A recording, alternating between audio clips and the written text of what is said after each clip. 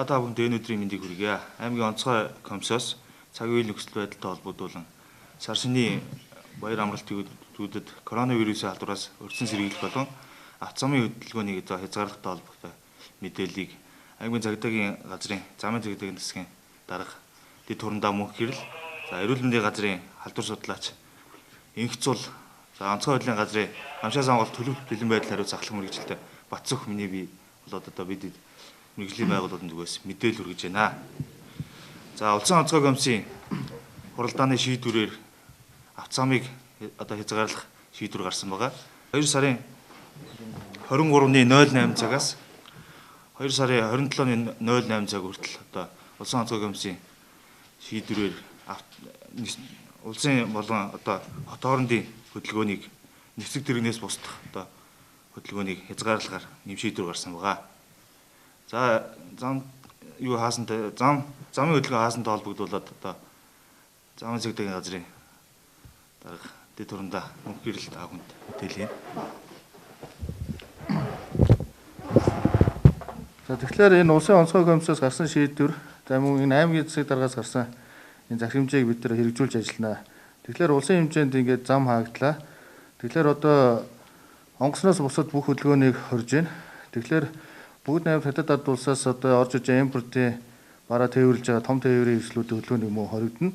Тэгээд сайн шанд сум болон бусад 13 сумдаас орох гарах хөдөлгөөнийг хязгаарлана.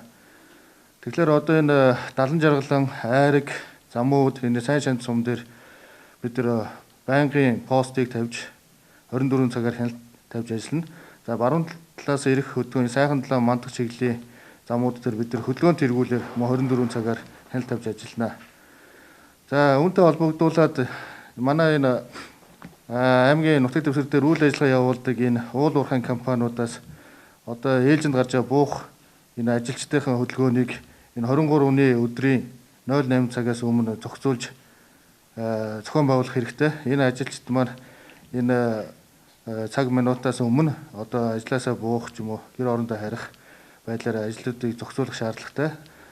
Улсын хэмжээнд хөл хорой тогтоож байгаа учраас тэр хүмүүсийг энэ хоройны цаг үеэр бид нар хөдөлгөөнд оролцуулахгүй гэж бас анхааруулж хэлэхээр байна.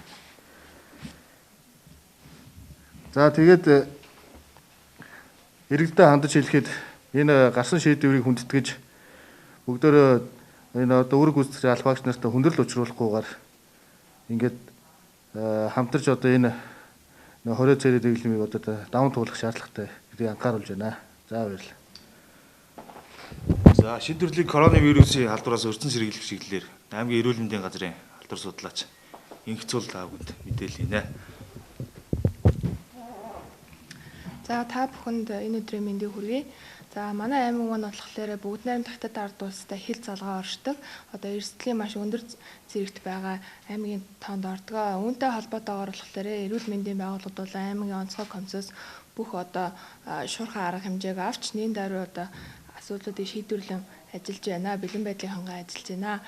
За сар шинийн баяр тохиож байгаатай холбоотойгоор ард иргэдэд дараах зөв хэмжээг хүргэж байна. За үүнд маань болохоор иргэд маань хамгийн түрүүнд гараа маш тогтмол угаах хэрэгтэй байна. За тэгээд баяр ёслол тохиож байгаатай холбоотойгоор айлаар зочлохгүй байх, зочин гүйчин өөрсдөндөө гэртээ урахгүй байх, за мөн хүнтэй гар барихгүй байх, үнсэхгүй байхыг хамгийн түрүүнд анхаарах хэрэгтэй байна. За мөн амны хаалтыг тогтмол зөөж хэвших хэрэгтэй байна. За гэртээ болохоор чигтээ цэвэрлэгээ тогтмол хийх. За агаар сэлгэцлийг болохоор 2 цаг тутам ээлжлэн цонхыг онгойлгох байдалтайгаар болохоор агаарыг сэлгэцэл хийх ёстой байна. За мөн иргэдэд болохоор иргэдэд дунд дотор хамгийн их явагдаж байгаа тэр нөө спиртийг цацна гэсэн асуудал аягүй хэрэгдэж байгаа. Энэ дээр болохоор буруу ташаа мэдээл энэ бол хүнд маш их хэмжээний астм үүсгэх, харшил үүсгэх аюултай байдаг учраас спиртийг бол цацаж хэрэглэхгүй. Спиртийг бол зүгээр арсны гадаргуугийн халдваргүйжилт хэрэглэдэг болохоос биш ийм ахуйн хэрэгцээний халдваргүйжилт болохоор хэрэглэхгүй байгаа. За энэ нь болохоор жавлын болон бидний хэлсэн холоор агуулсан уусамлуудыг болохоор хэрэглэж болно.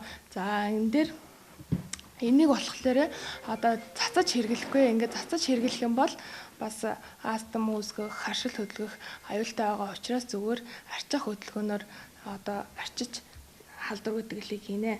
За гараа тогтмол угаах хэрэгтэй. За энэ вирус маань болохоор одоо Т хэлбэрийн бүс буюу нүд амаар одоо дамжих магадaltaй байгаа учраас бохор гараараа нүдэндээ хүрэхгүй байх, нүдээ нухлахгүй байх, хамаараа оролдохгүй байхыг одоо мөн нийт тэрүүнд анхаарах хэрэгтэй. За олон нийтийн газраар зорчихгүй байх, хүүхдийг болохоор гадуур дагуулж явахгүй байхыг одоо анхааруулж байна.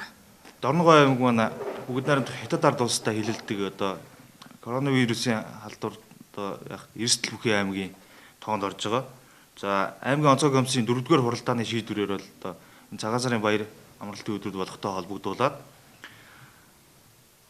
2 сарын 21-ээс 27-ны хооронд одоо хаах хязгаарлалт байсан боловч одоо энэ тушаа шийдвэр маань улсын онцгой комиссийн одоо шийдвэрээр хуралдааны шийдвэрээр бол одоо цуслагдаж за 2020 оны А-дороо 226 гэсэн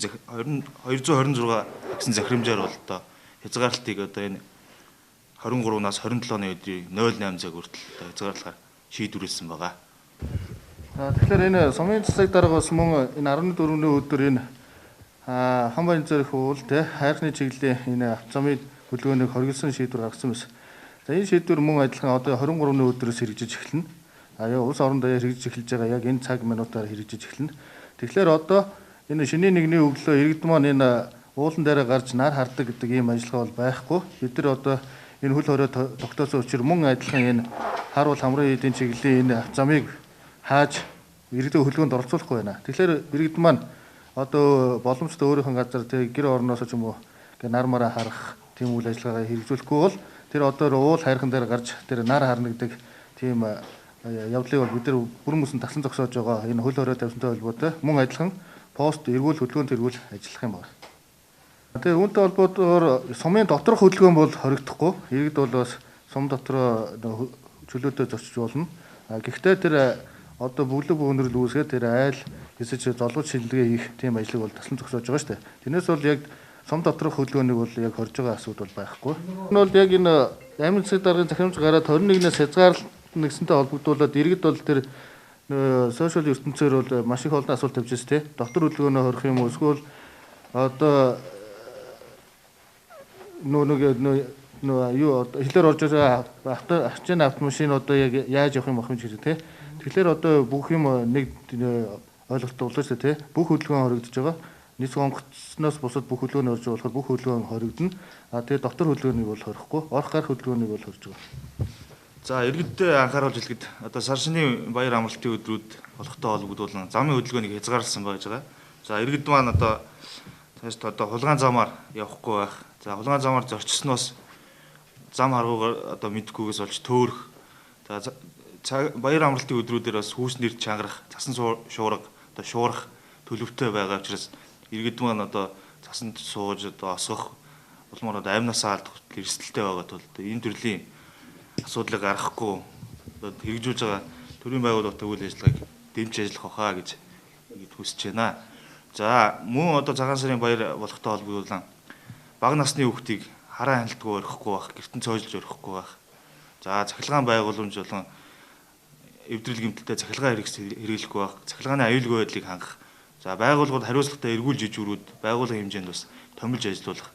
Энэ төрлөөр одоо үүрэг чиглэлийг та бүхэндээ хүсэж байна.